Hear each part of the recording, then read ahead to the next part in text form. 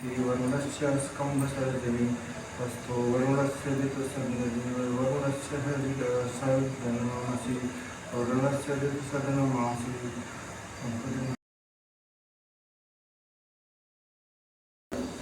ॐ तं गन्धर्व अखण्डस्ताम्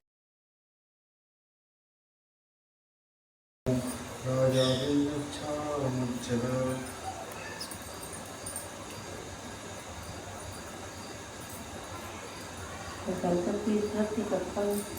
शर्मवरुध मासदत्तः वासो अग्ने विदुष्वं वंश वयस्वद विवाहो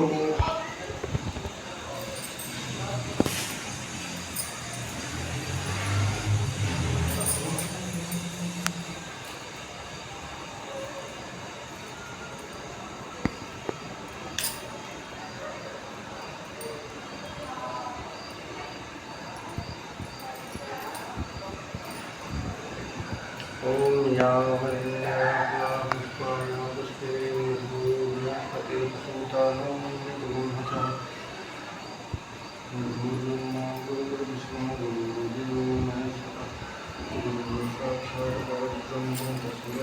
आप फॉलो डालें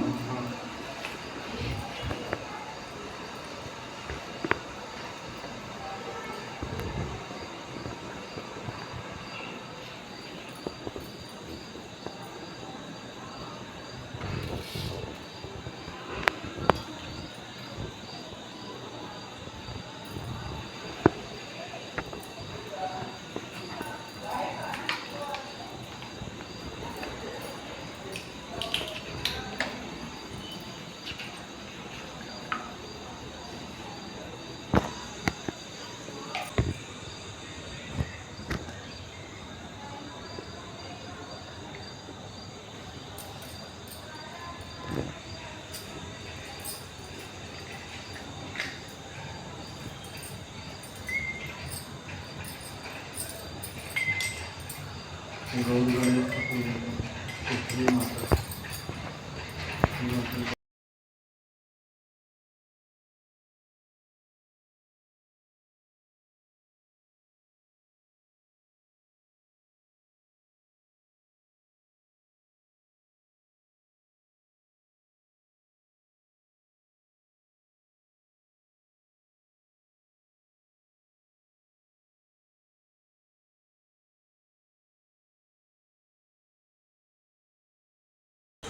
मनोरज्योतिर्जों तत्तायां ब्रह्मणा वन्दमाना तदा स्वस्ति यजमानो हविर्वीर्यमानो वरुणो बुद्धिर्शुभं समानायो प्रमोच्यो मनोज्योतिर्जोतमाजस्य बृहस्पतिर्यज्ञं तनोपरिष्टं यज्ञं सर्वं ददातु विश्वेश्वरदेवाय मायदन्तो मो प्रतिष्ठ्यो ॐ वरुणाय नमः ध्यायामि गच्छामि अब पूजा करो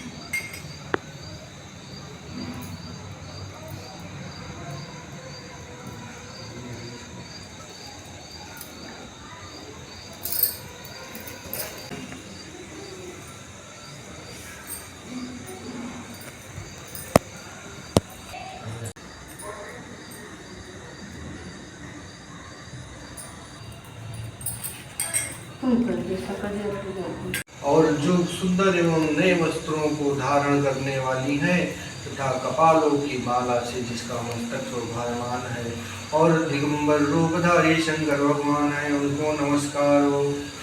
कैलाश पर्वत की सुंदर विशाल चोटी पर विराजमान भगवान शंकर से गौरी जी ने पूछा, हे प्रभु, आप मुझे गुप्त से गुप्त किसी व्रत की कथा सुनाइए।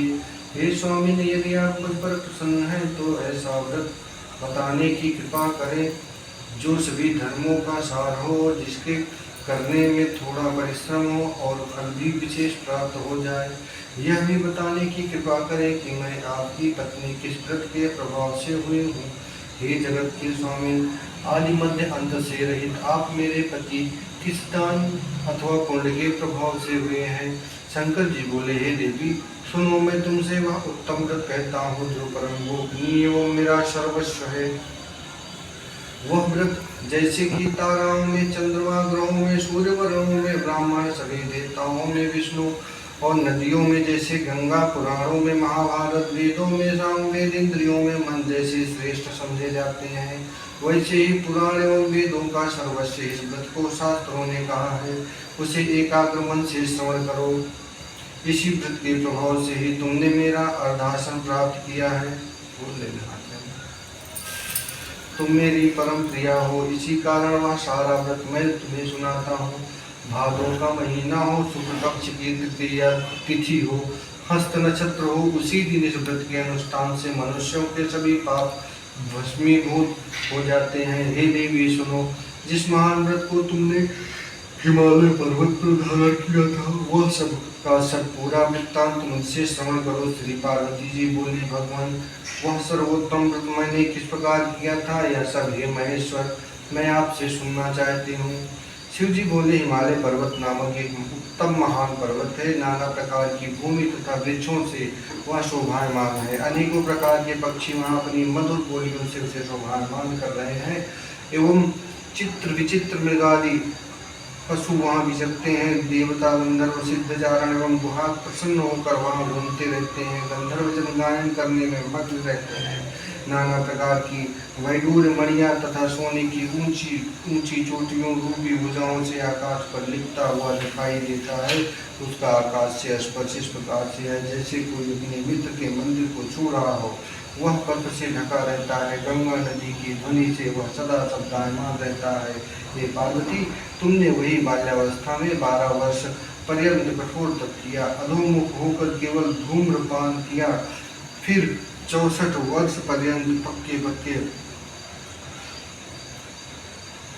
पत्ते खाए, माघ महीने में जल में खड़ी हो तप किया,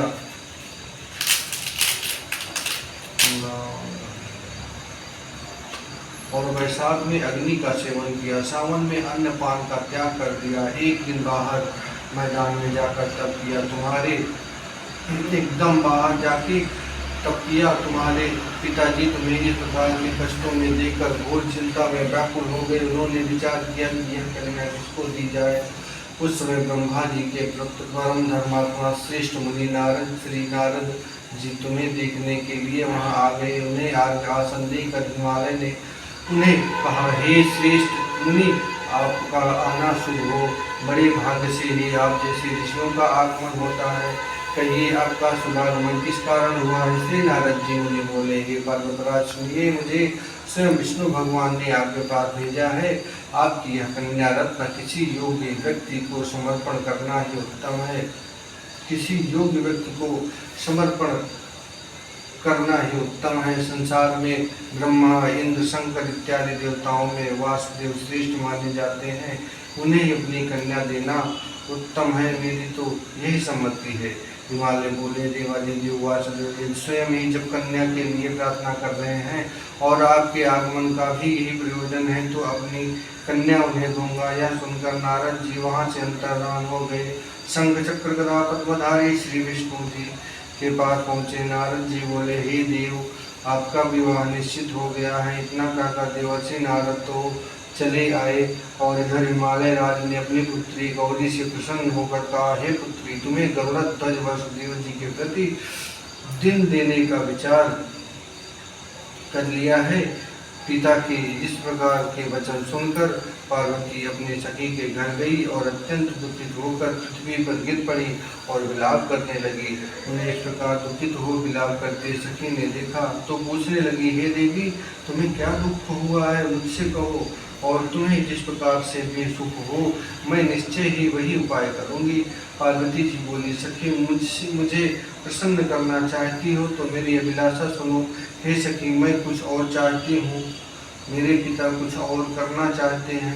मैं तो अपना पति श्री महादेव जी को वध चुकी हूँ, मेरे पिता इसके विपरीत करना चाहते हैं। इसलिए हे प्यारी सखी, मैं अब अपनी देह त्याग दूंगी। तब पार्वती जी के ऐसे वचन सुन सखी ने कहा, पार्वती, तुम घबराओ नहीं, हम दोनों यहाँ से निकलकर ऐसे वन में पहुँच जाएंगे जिसे तुम्हारे पिता जान ही नहीं सकेंगे। इस प्रकार आपस में राय करके श्री पार्वती जी को वहाँ घोर वन में ले गई। तब पिता हिमालय राज ने अपनी पुत्री को घर में न देखकर इधर उधर खोज किया, घर घर ढूंढा, किंतु वह न मिली। तो विचार करने लगे, मेरी पुत्री को देव दानव किन्नरों में से कौन ले गया। मैंने नारद के आगे विष्णु जी के प्रति कन्या देने की प्रतिज्ञा की थी, अब मैं क्या दूंगा। इस प्रकार की चिंता करते करते मूर्छित होकर गिर पड़े। तब उनकी ऐसी अवस्था सुनकर हाहाकार करते हुए लोग हिमालय राज के पास पहुँचे और मूर्छा का कारण पूछने लगे। हिमालय बोले कि दुष्ट आत्मा ने मेरी कन्या का अपहरण कर लिया है, अथवा किसी काल सर्प ने उसे काट लिया है, या सिंह व्याघ्र ने उसे मार डाला है। पता नहीं मेरी कन्या कहाँ चली गई है, किस दुष्ट ने उसे हर लिया है। ऐसा कहते कहते शोक से संतप्त होकर हिमालय राज वायु से कंपायमान महावृक्ष के समान कांपने लगे। तुम्हारे पिता ने सिंह, व्याघ्र, भालू आदि हिंसक पशुओं से भरे हुए एक वन से दूसरे वन में जा जाकर तुम्हें ढूंढने का बहुत प्रयत्न किया। इधर अपनी सखियों के साथ एक घोर वन में तुम भी जा पहुंची। वहां एक सुंदर नदी बह रही थी और उसके तट पर बड़ी गुफा थी जिसे तुमने देखा। तब अपनी सखियों के साथ तुमने उस गुफा में प्रवेश किया। खाना पीना त्याग करके वहां तुमने मेरी पार्वती युक्त बालू का लिंग स्थापित किया। उस दिन भादो मास की तृतीया थी, साथ में हस्त नक्षत्र था। मेरी अर्चना तुमने बड़े प्रेम से आरंभ की, बाजों तथा गीतों के साथ रात को जागरण भी किया। इस प्रकार तुम्हारा परम श्रेष्ठ व्रत हुआ। उसी व्रत के प्रभाव से मेरा आसन हिल गया। तब तत्काल ही मैं प्रकट हो गया जहाँ तुम सखियों के साथ थी। मैंने दर्शन देकर कहा कि हे वरानने, वर मांगो। तब तुम बोली, हे देव महेश्वर, यदि आप प्रसन्न हो तो मेरे स्वामी बनिए। तब मैंने तथास्तु कहा। फिर वहाँ से अंतर्धान होकर कैलाश पर पहुँचा। इधर जब प्रातःकाल हुआ तब तुमने मेरी लिंग मूर्ति का नदी में विसर्जन किया। अपनी सखियों के साथ वन में प्राप्त कंदमूल फल आदि से तुमने पारण किया। है सुंदरी, उसी स्थान पर सखियों के साथ तुम सो गई। हिमालय राज तुम्हारे पिता भी उस घोर वन में आ पहुँचे। अपना खाना पीना त्याग कर वन में चारों ओर तुम्हें ढूंढने लगे। नदी के किनारे दो कन्याओं को सोता हुआ उन्होंने देख लिया और पहचान लिया। फिर तो तुम्हें उठाकर गोदी में लेकर तुमसे कहने लगे, हे पुत्री, सिंह व्याघ्र आदि पशुओं से पूरे घोर वन में क्यों आई। तब श्री पार्वती जी बोली, पिताजी सुनिए, आप मुझे विष्णु को देना चाहते थे। आपकी यह बात मुझे अच्छी न लगी, इससे मैं वन में चली आई। यदि आप मेरा विवाह शंकर के साथ करें तो मैं घर चलूंगी, नहीं तो यही रहने का निश्चय मैंने कर लिया है। तब तुम्हारे पिता ने कहा कि ये उम्र तुम्हें शंकर के साथ ही तुम्हारा विवाह करूंगा। ऐसा कहने पर तब तुम घर में आई। तुम्हारे पिताजी ने तब विवाह विधि से तुमको मुझे समर्पित कर दिया है। पार्वती जी, उसी व्रत का प्रभाव है जिससे तुम्हारे सौभाग्य की वृद्धि हो गई। अभी तक किसी के सम्मुख से मैंने इस व्रतराज का वर्णन नहीं किया है। देवी, इस व्रतराज का नाम भी अब श्रवण कीजिए, क्योंकि तुम अपनी सखियों के साथ ही इस व्रत के प्रभाव से हरी गई। इस कारण इस व्रत का नाम हरितालिका हुआ।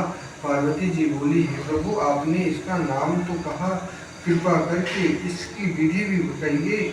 इसके करने से कौन सा फल मिलता है, कौन सा पूर्ण लाभ होता है और किस प्रकार से कौन इस व्रत को करे। ईश्वर बोले, हे देवी सुनो, यह वक्त सौभाग्यवर्धक है। जिसको सौभाग्य की इच्छा हो वह यत्न पूर्वक इस व्रत को करे। सबसे प्रथम बेदी की रचना करे, उसमें 4 केले के खंभे रोपित करे, चारों ओर कुंदनवार बांधे, ऊपर वस्त्र बांधे विविध रंगों के और भी वस्त्र लगावे। उस मंडप के नीचे भी धूम को आने को चंदनाथ सुगंधित जल अवधारा लीपे, संग मृदंग आदि बाजे बजवाए। वह मंडप मेरा मंदिर है, इसलिए नाना प्रकार के मंगल गीत वहाँ होने चाहिए। शुद्ध रीति का लिंग श्री पार्वती जी के साथ ही वहाँ स्थापित करे। बहुत से पुष्पों के द्वारा गंध धूप आदि से मेरा पूजन करे। फिर नाना प्रकार के मिष्ठान आदि और नैवेद्य समर्पित करे और रात को जागरण करे। नारियल, सुपारी, मौसमी, नींबू, बकुल, मेजबूर, नारंगिया और भेद ऋतु अनुसार बहुत से फल, उस ऋतु में होने वाले नाना प्रकार के कंद मूल, सुगंधित धूप दीप आदि सब लेकर इन मंत्रों द्वारा पूजन करके चढ़ावे। यह मंत्र यह है, शिव शांत पंचमुखी शूली नंदी भृंगी महाकाल गणों से युक्त शंभु आपको नमस्कार है। शिव शिव प्रिया प्रकृति सृष्टि हेतु श्री पार्वती सर्वमंगल रूपा शिव रूपा जगत रूपा आपको नमस्कार है। हे शिवे नित्य कल्याण कारिणी जगदम्बे शिव स्वरूपे आपको बारंबार नमस्कार है। आप ब्रह्मचारिणी हो, जगत की धात्री हो, सिंहवाहिनी हो, आपको नमस्कार हो। संसार के भय संताप से मेरी रक्षा कीजिए। हे महेश्वरी पार्वती जी, जिस कामना के लिए आपकी पूजा की है हमारी वह कामना पूर्ण करें। राज्य सौभाग्य एवं संपत्ति प्रदान करे। शंकर जी बोले, हे देवी, इन मंत्रों तथा प्रार्थनाओं द्वारा मेरे साथ तुम्हारी पूजा करे और विधि पूर्वक कथा श्रवण करे। फिर बहुत सा अन्नदान करे, यथाशक्ति वस्त्र स्वर्ण गाय ब्राह्मणों को दे एवं अन्य ब्राह्मणों को भूयसी दक्षिणा दे। स्त्रियों को भूषण आदि प्रदान करे। हे देवी, जो स्त्री अपने पति के साथ भक्ति युक्त चित्त से सर्वश्रेष्ठ व्रत को सुनती है और करती है, उसके सभी पाप नष्ट हो जाते हैं। 7 जन्मों तक उसे राज्य की प्राप्ति होती है, सौभाग्य की वृद्धि होती है। और जो नारी भादों के शुक्ल पक्ष की तृतीया के दिन व्रत नहीं धारण करती, आहार कर लेती है, वह 7 जन्मों तक बंध्या रहती है एवं जन्म जन्म में विधवा हो जाती है। दरिद्रता पाकर अनेकों कष्ट उठाती है, उसे पुत्र सुख छोड़ता ही नहीं। और जो उपवास नहीं करती वह घोर नरक में पड़ती है। अन्न के आहार करने से उसे सुकरी का जन्म मिलता है, फल खाने से बानरी होती है, जल पीने से जोक होती है, दूध के आकार से समर्पित होती है, मांसाहार से व्याघ्री होती है और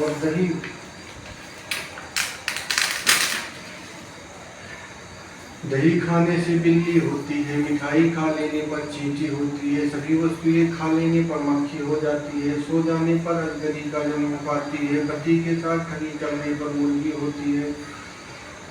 शिव जी बोले, इसी कारण सभी स्त्रियों को प्रयत्नपूर्वक सदा यह व्रत करते रहना चाहिए। सोने, तांबे एवं बांस से बने अथवा मिट्टी के पात्र में अन्न रखें, फिर फल, वस्त्र, दक्षिणा आदि यह सब श्रद्धा पूर्वक विद्वान शेष ब्राह्मण को दान करे, उनके अनंतर पालन अर्थात भोजन करे। हे देवी, जो स्त्री इस प्रकार सदा व्रत किया करती है वह तुम्हारे समान ही अपने पति के साथ इस पृथ्वी पर अनेकों भोगों को प्राप्त करके आनंद विहार करती है और अंत में शिव का सानिध्य प्राप्त करती है। इस कथा के श्रवण करने से 1000 अश्वमेघ एवं 100 वाजपेयी का फल प्राप्त होता है। श्री शिव जी बोले, हे देवी, इस प्रकार मैंने आपको इस सर्वश्रेष्ठ व्रत का महत्व सुनाया, जिसके अनुष्ठान मात्र से करोड़ों यज्ञ का पुण्य प्राप्त होता है। बोले शंकर भोलेनाथ की जय, माता पार्वती की जय।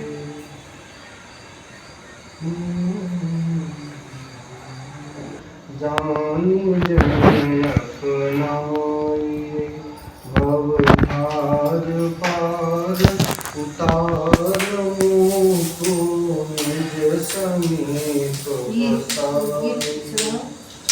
जाने अजाने अभी आरती को कर दूं तो इतना चढ़ा दे दक्षिणा में आते हैं पहले। जाने पाप मेरे आप तिन्ह नसाई,